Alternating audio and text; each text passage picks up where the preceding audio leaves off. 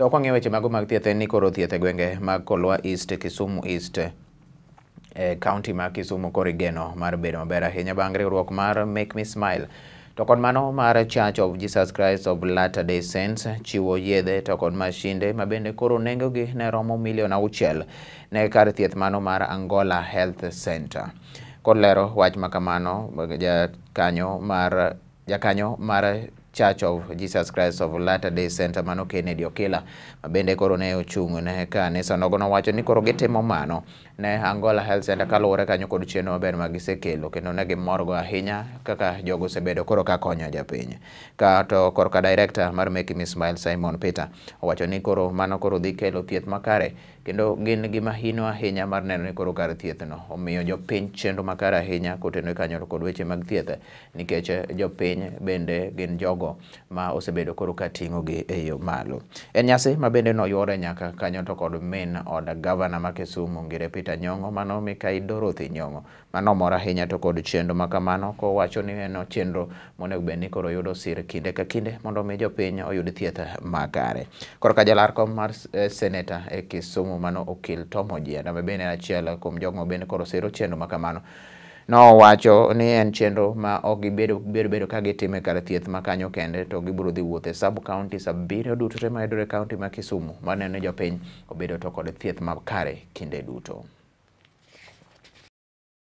We met the Smile Kenya Angola group through other forums, and we saw the need to help them because the service which they are rendering to people, especially the children here, and health facilities are services that are very essential to mankind.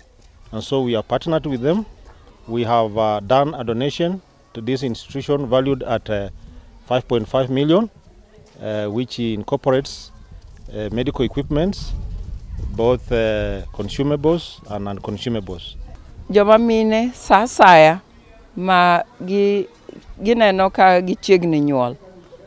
Center ni bro bedo open. Gin gi equipment mabeyo. Asewuoth around maneno facility ber kabisa. So mine nyalo biro with confidence. Ni ginyalo nyuol gin kata gi stabilizer ma nyalo konyo nyathi kiponi nyathi nigi tabu samo nyuole no. So ka giseyawe mobedo 24 hours to wamedo jiwe gi county health aparo ni gibro dhi maber kabisa. To counties gi sub counties Governor Nyong'o oketo kabisa ni health centers nyaka bed strengthened. Mano is very important for him. Nenie manifesto ne podo endelea gi mano. Kawuono ne wan gosiepewa mabeyo wa Nairobi, riwruok miluongo ni Church of Jesus Christ of Latter-day Saints omiyowa mich e yo mar yedhe moromo $6 million.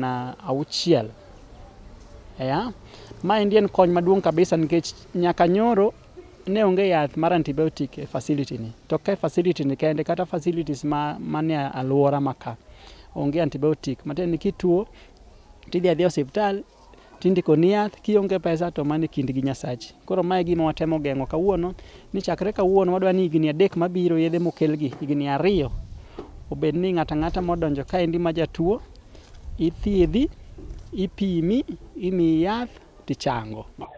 Equipment mochiwogi gin moromo $6 million mondo jopiny oyud thieth maber, mondo jopiny oyud ratiro margi kod gibed ngima maber. Ma watimo nikech health kata ngima en priority e county ka. Kendo watimo tich makonyo county government. Gigene wachiwo kendo ne wan gi Mrs. Dorothy, Excellence Dorothy Nyong'o mano receive gi, mano yudo gi, okaw gi kendo gi CEO mar Make Me Smile Simon Peter kod Mr. Poche from the Mormon Church. Ago erokamano. Wabiro dhi mbele gi chenro ni ma wakonyo osiptende e sub counties 7 ma Kisumu County. Kendo wamor gi partnership magwa gi kabiro konyo jo Kisumu County. Challenges osebedo mang'eny ma samoro yudo ka yath onge, samoro joma thietho onge, kamano.